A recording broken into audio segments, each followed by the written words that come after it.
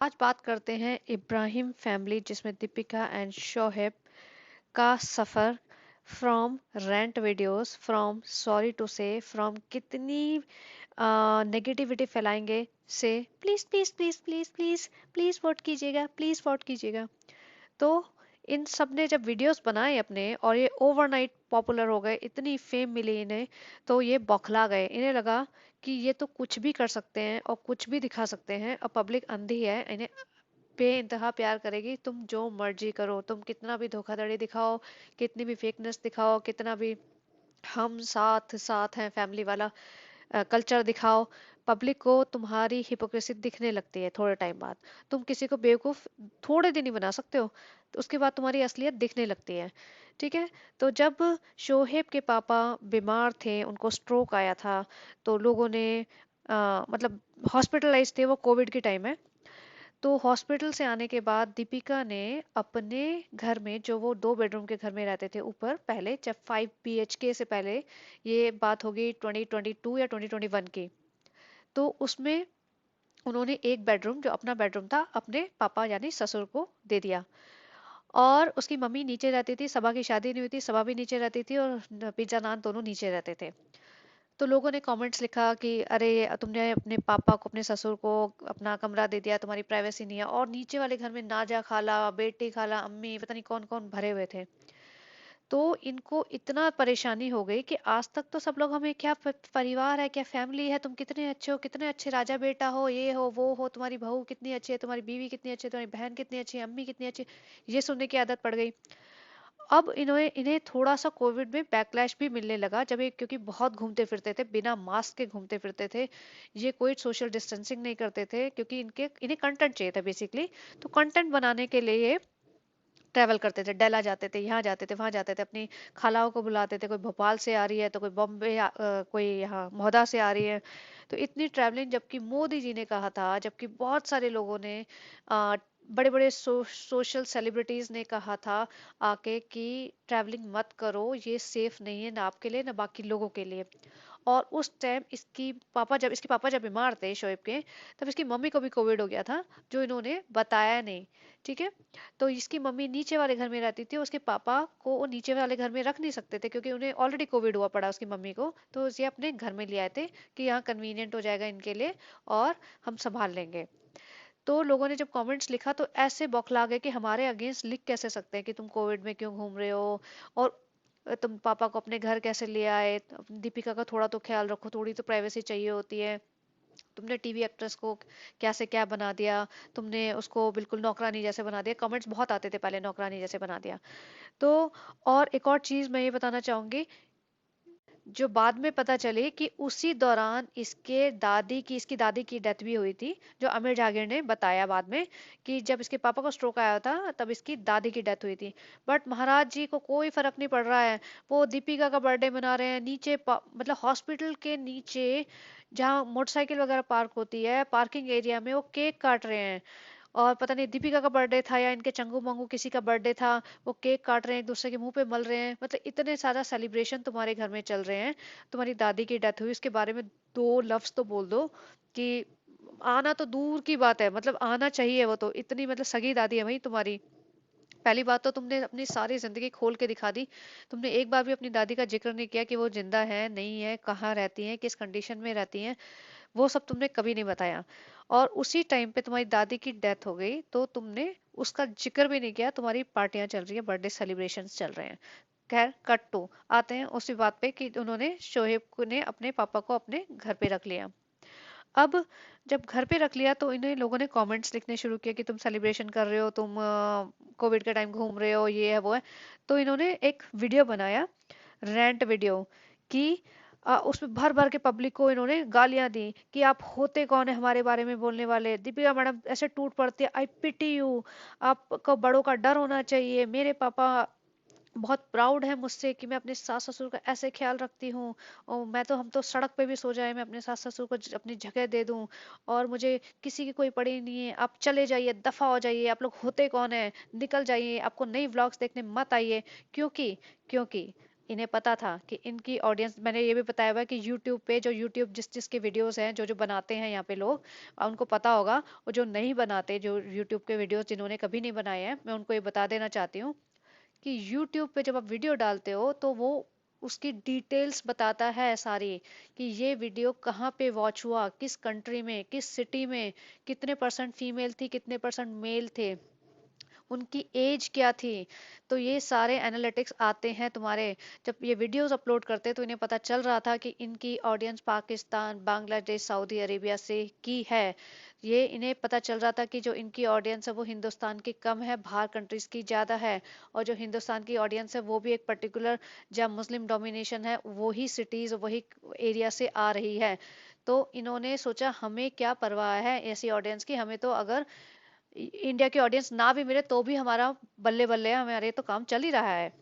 तो इन्होंने इतना मतलब पब्लिक पे आके चिल्लाए लाइव आके, और लोग कमेंट्स लिख रहे हैं, ये ऐसे ऐसे कह रहे हैं कि मुझे तुम्हें मतलब शर्म आनी चाहिए, यू गेट लॉस्ट। और हम लोग, हमारे फादर है, हम उनके लिए कुछ भी कर सकते हैं। और ये हमारे, हमें पापा के लिए प्राइवेसी सेक्रीफाइस कर सकते हैं, तुम होते कौन हो कहने वाले। ये इनका वीडियो है, अगर आपको देखना है कभी तो देख लेना फुर्सत से। बट मैं तो चाहूंगी आप इनको और व्यूज ना दें, ऑलरेडी ये बहुत व्यूज ले लेके बेवकूफ बना चुके हैं। उसके बाद फिर जब शोहेब की पॉपुलैरिटी बढ़ने लगी तो इसको एक शो मिला, अजूनी। जब अजूनी शो मिला तो ये बहुत खुश हो गए, क्योंकि ये 3 साल से बंदा घर में बैठा था, 3 से भी ज्यादा शायद, क्योंकि ये ससुराल सिमर का ऐसा आई थिंक उसमें काम करता था दीपिका के साथ, फिर इसने शो छोड़ दिया था। क्यों छोड़ दिया था पता नहीं, इसे निकाल दिया गया था या छोड़ दिया गया था, छोड़ दिया था इसने। तो उसके बाद ये लोग घर में बैठे होते थे, इनको इसके पास कोई काम नहीं था, बेसिकली शोहेब के पास कोई काम नहीं था। और दीपिका जो भी काम करती थी वो करती थी, और इसीलिए दीपिका बिग बॉस में गई थी शादी के 3 महीने बाद ही, क्योंकि इनकी इनकम बंद हो गई थी। और दीपिका ही इनके घर का खर्चा चलाती थी। शोहेब, मम्मी पापा, मतलब जो भी है इसके सास ससुर, और डब्बा, और दो जो छोटे बच्चे थे पिज्जा नान, उनका उनको संभालती थी, उनकी एजुकेशन वगैरह का सारा वही खर्चा उठाती थी। अब जब अजूनी शो मिल गया इसे, तो जनाब तो एकदम सोचने लगे अपने आप को कि भाई है वो तो शाहरुख खान है, उनको तो पता नहीं क्या ही मिल गया। तो इस बीच इनका वो वीडियो आया जिसमें किसी ने, आ, नेहा फैजी ने आ, मासूम रिश्ते की बात उठाई, कि दीपिका का कोई मासूम रिश्ता था जिससे उसने छोड़ दिया है शादी करने से, शोएब से शादी करने से पहले। तो इस बात से ये लोग इतना बौखला गए, 20-21 दिन दोनों के व्लॉग्स आना बंद हो गए। ठीक है, तो फिर ये सोचने लगे कि अब कैसे मुंह दिखाएं पब्लिक को। ऊपर से अजूनी करते करते इसका, सुनने में आया, हमें नहीं पता कितनी सच्चाई है, इसकी क्लोजनेस उसकी हीरोइन से बढ़ने लगी, और ये भी र्यूमर आ रहा था कि उसका अफेयर चल रहा है उस अजूनी की हीरोइन से।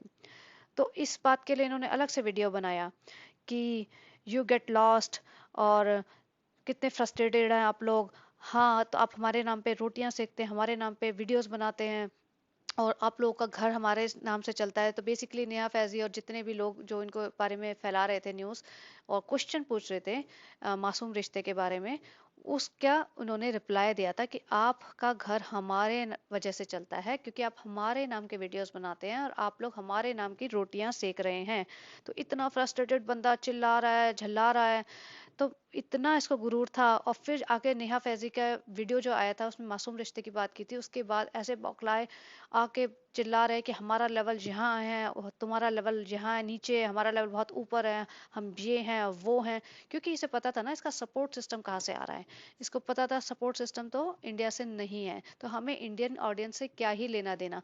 तो वैसे भी ये जब से इन्होंने व्लॉगिंग करनी शुरू किया, आप हमेशा देखना कि ये सिर्फ एक टाइप की ऑडियंस को ही प्लीज करने में लगे रहते हैं। मैंने एक और वीडियो बनाया जिसमें ये था कि पहले ये लोग यूट्यूब से पहले ये लोग क्या थे और यूट्यूब के बाद क्या है।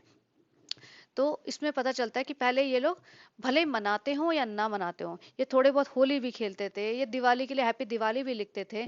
अब इंटरनल आस्था इनकी कितनी थी दिवाली होली में मुझे नहीं पता, लेकिन ये एटलीस्ट करते तो थे, इंस्टाग्राम पे पोस्ट डाल देते थे, या पहले कोविड से पहले और वीडियोस में पॉपुलर होने से पहले। बट वीडियोस बनाने के बाद इनको ये समझ आ गया कि हमारी majority of the audience India से बाहर है। भैया हम तो ट्रू मुस्लिम बने हुए हैं, हमें इंडिया की पॉपुलेशन से, इंडिया की जनता से कोई लेना देना है नहीं, इंडिया से कोई लेना देना है नहीं। तो जनाब इस बात को आप समझ जाइए कि आप जिस देश में रहते हैं उस देश के ही नागरिक हैं। आपको अगर किसी और देश से, देश की जनता से प्यार है या किसी और देश से प्यार है, तो प्लीज आप चले जाइए वहाँ, 6 महीने रहिए, देखिए कि वहाँ की ऑडियंस आपको कितना प्यार करती है, वहाँ का देश आपको कितना प्यार करता है। और अगर आपको इंडिया से ज्यादा प्यार वहाँ मिल रहा है तो प्लीज वहाँ सेटल हो जाइए। यहाँ पे किसी चीज की कोई आपको मिस नहीं करेगा, मैं ट्रस्ट में कोई मिस नहीं करेगा आपको। यहाँ पे बहुत लोग हैं, बहुत टैलेंटेड लोग हैं, बहुत अच्छे लोग हैं। बहुत ऐसे मुस्लिम लोग हैं जो हिंदुस्तान में रह के हिंदुस्तान के हैं। वो ये नहीं बातें करते हैं कि मुझे यहाँ के लोगों से, यहाँ के त्योहारों से, यहाँ के कल्चर से कोई लेना देना नहीं है। तो coming back to same point. तो अब उसके बाद जब जनाब की पॉपुलैरिटी बढ़ गई है, 3.5 ऑलमोस्ट 3.5 मिलियन व्यूअर्स हैं, इसके सब्सक्राइबर्स हैं, व्यूज इसके भर भर के 1.5 2 2 मिलियन आते हैं ऑन एन एवरेज। तो इसको एक और शो मिला जिसका नाम है झलक दिखला जा। तो झलक में अब पहला जो राउंड था, जो पहला इनका परफॉर्मेंस था, उसमें इसको बहुत ही कम मार्क्स मिले। ये गए तो बड़े चौड़े होके थे कि मैं तो भैया शाहरुख खान और सलमान खान का मिक्सचर हूँ, मैं तो वैसे आग लगा दूंगा, पब्लिक मेरे पे टूट के प्यार से सारे वोट्स देगी। बट वहां पे जाके उसको अपनी असली औकात पता चल गई। तो वहां इससे जनाब से ना नाचा जाता है और ना बोला जाता है। स्टेज में जब खड़े होते हो तुम परफॉर्मेंस के बाद, तो तुम्हें कोई मतलब लोग स्पीच देते हैं, कुछ बोलते हैं, तो जनाब तो हेवीली डिपेंडेंट है अपनी बीवी पे, तो ना उनसे बोला जाता है। और डांस में भी बहुत स्टिफ है। तो जब वहां गए तो इन्हें बहुत कम स्कोर्स मिले, 19। अब मैं आपको एक और चीज बता दूं कि जो आज झलक दिखलाजा है, तो झलक दिखलाजा में, मेरे मुंह से नच बलिए बोल रहा था, नच बलिए में आई थिंक इसकी बीवी आई थी बहुत पहले। तो झलक दिखलाजा है, झलक दिखलाजा में जो वोटिंग सिस्टम है वो सिर्फ इंडिया में ही एप्लीकेबल है। वहां पे अब पाकिस्तान, बांग्लादेश और किसी और कंट्री के लोग वोट्स नहीं दे सकते। तो अब इसको अपनी असलियत पता चल रही है कि मेरे को इंडियन ऑडियंस का सपोर्ट चाहिए। तो अब ये वीडियोस जो बनाते हैं उसमें लास्ट में प्लीज प्लीज प्लीज मुझे वोट दीजिए ना। और दीपिका मैडम कहते प्लीज प्लीज प्लीज जनाब को वोट दीजिए ना, प्लीज प्लीज प्लीज। और अब हर रोज इतनी मीठी मीठी बातें, हर रोज इतना प्यार से हंसना, मुस्कुराना, स्माइल देना। और पहले ऐसे झल्ला के पढ़ते थे, ऐसे चिंगाड़ चिंगाड़ के पढ़ते थे यूट्यूब पे कि जैसे बाहर निकल के आगे खाई जाएंगे। तो इस तरह का जो एटीट्यूड चेंज हुआ है वो इसलिए चेंज हुआ है क्योंकि इन्हें इंडियन ऑडियंस का सपोर्ट चाहिए। और जो पहले यूट्यूब पे इनको बाहर की ऑडियंस का सपोर्ट मिल रहा था, तो इसलिए उन्हें किसी चीज की परवाह नहीं थी। और अब ये जो जनाब का एटीट्यूड बदला है, और बदलने से दिख भी रहा है। इनके वोटिंग सिस्टम, जो प्लीज प्लीज प्लीज करके गिड़गिड़ाते हैं, भीख मांगते हैं, तो इनको लोग वोट्स कर रहे हैं शायद। और फिर बोलेंगे एक फोन से 50 50 वोट कर सकते, प्लीज प्लीज करिए ना प्लीज, एक फोन से 50 वोट, मतलब पब्लिक वेली बैठी है क्या कि एक एक फोन उठा के बंदा 50 बार तुम्हें वोट करता फिरे।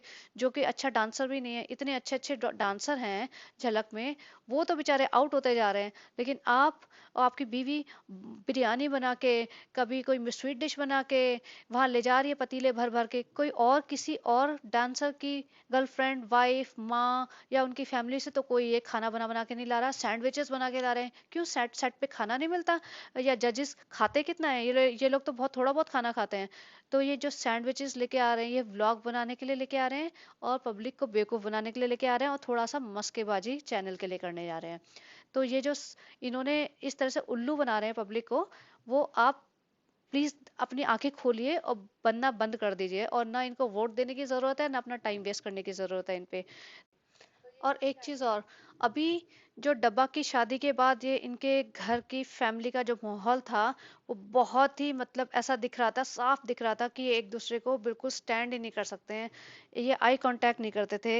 ये लोग जो साथ में पहले घुल मिल के, अम्मी जो झप्पियां डालते थे, एक दूसरे को चूम रहे होते थे, और गले में हाथ डाल डाल के खिकी खिकी खिकी कर रही होती थी ये दीपिका। और अम्मी भी इतने प्यार से प्यार दुलार लुटा रही होती थी। तो वो अभी आप 4 5 6 महीने पुराने वीडियोस देखोगे तो वो बहुत सॉलिड दिखने लगा है कि ये लोग अब डिस्टेंस बनाने लगे हैं डब्बा की शादी के बाद। वो एक अलग रीजन है कि डब्बा ने ये सब क्यों किया, लेकिन ये डिस्टेंस दिखने लगा था। बट जब से जनाब ने झलक में पार्टिसिपेट किया है, अब भैया तुम्हें फिर से एक पूरी फैमिली वाली इमेज बना के रखनी है। वहां पे जाके अनाउंस किया जाता है बेस्ट बेटा है ये, बेस्ट पति है। भाई रियली बेस्ट पति है? मैंने एक इसका अलग से वीडियो बनाया था कि इसकी क्या क्या बेस्ट पति क्वालिटीज हैं, वो आप कभी देखना टाइम मिले तो। लेकिन वहां पे जाके इसको अब बेस्ट बेटा, बेस्ट पति और best best best person human being in the world जब वहां पे अनाउंस कर रहे हैं ये लोग स्टेज पे खड़े होके, तो तुम्हें एक्शंस में भी तो दिखाना पड़ेगा ना। तो दीपिका मैडम फिर से एक्टिव हो गई हैं, फिर से अपने ब्लॉग्स बना रही है। अब जबरदस्ती वो बेचारी अम्मी को बुला रही हैं अपनी, और क्या बोलते हैं, डब्बा जी आ रही है, उसका बर्थडे, इसका बर्थडे, उसका 6 महीने का बर्थडे, इसने पहली बार ये खाया, पहली बार रोया मेरा बच्चा, और पहली बार इसने नहाया, और पहली बार इसने कंघी की, मतलब सारी बेसिक चीजें है। लेकिन वो व्यूज के लिए, वो एक रेलेवेंट रहने के लिए, और एक अपना दिखाने के लिए हम बेस्ट है, हम पूरी फैमिली टाइड है। अब वो जिस तरह से सनी का नहीं, सारा का बर्थडे मनाने गए थे 2-4 दिन पहले, उसमें आपको पता चल गया होगा कि वो दीपिका, उसकी मम्मी और छोटा बच्चा वो किनारे पे बैठे थे दूसरे टेबल पे, बाकी पूरा इनका मौदा गैंग एक टेबल पे बैठा था। तो मतलब तुम्हारे रिश्ते इतने बिगड़ चुके हैं कि तुम एक टेबल पे बैठना भी नहीं चाहते हो। तुम मतलब हैप्पी फैमिली तो छोड़, दूर की बात है, एक नॉर्मल फैमिली के जैसे भी नहीं रह गए हो। लेकिन तुम्हें इमेज बनानी है, क्योंकि अभी भैया झलक चल रहा है, it's a very popular show, और इससे उनको काफी पैसा भी मिलेगा, नाम भी मिलेगा, और आगे उनका करियर भी चेंज हो सकता है। अगर ये जीत जाता है, या जीते ना भी, अगर ये ज्यादा दिन टिक भी जाता है, तो पब्लिक की नजर में आता है कि हाँ ये बंदा एग्जिस्ट करता है, ये डांसर है, ये टीवी एक्टर है। और इस चक्कर में दीपिका मैडम भी रोज स्टेज पे पहुंच जाती है छोटा बच्चा लेके अपने, ठीक है। तो पहली बात दीपिका बोलती है, अरे मुझे तो एक हाउसवाइफ बनने का सपना था। तो भैया हाउसवाइफ बनने का सपना था तो तुम पहली बार टीवी एक्ट्रेस बनी क्यों? किसी ने तुम्हें जबरदस्ती बनवाया था? और तुम अपना छोटा बच्चा लेके सेट पे हर रोज पहुंच जाती हो, पहले ऐसे ही जाती थी, अब खाना लेके पहुंच जाती है। तो ये सिर्फ रेलेवेंट रहने के तरीके हैं, ये सिर्फ एक अच्छी इमेज क्रिएट करने के तरीके हैं, जिसमें आम जनता बेवकूफ बन जाती है। तो ये जो इनका एटीट्यूड बदला है, तो बेसिकली ये मेन पॉइंट था कि इनकी ऑडियंस पहले बाहर से थी, व्यूज के लिए यूट्यूब इनका बाहर की ऑडियंस देखती है ज्यादा, लेकिन वोट्स इसको सिर्फ इंडियन ऑडियंस दे सकती है। इसलिए ये लोग अब वोट्स की भीख मांगते हैं। और ये जिस दिन झलक बंद हो जाएगा, उसके बाद फिर से वही देखना, वही रंग दिखेंगे इनके, कि हमें तुम्हारी परवाह नहीं है, तुम्हें जो करना है कहो, जो कहना है कहो, और तुम्हें आना है तो आओ, देखना है हमारे ब्लॉग्स तो देखो, नहीं तो तुम भाड़ में जाओ, और तुम तेल में तले जाओगे। पता नहीं क्या क्या बोलता है बंदा, ये ऐसे ऐसे डायलॉग लेके कहाँ से आता है, तुम्हें गुनाह लगेगा, तुम ऐसी ऐसी बातें करते हो। तो ये आप इसकी हिपोक्रेसी समझिए, ये इनका पूरा एक प्री प्लानिंग है, जिसके तरीके से पब्लिक को बेवकूफ बनाते हैं। तो चलिए गाइस, मैं आपको यही बताना चाहती थी कि आप इनकी हिपोक्रेसी को थोड़ा सा समझिए, और अपने आसपास लोग जो इनको, इनका व्लॉग्स देखते हैं या इन लोगों को अप्रिशिएट करते हैं, उनको समझाइए कि असली रीजन क्या है। ये सिर्फ और सिर्फ पैसे का खेल है। जिस दिन इसका झलक बंद होगा, ये फिर से वही रंग दिखाने लगेगा। तो please like, share and subscribe. Thank you and have a great day. Bye bye.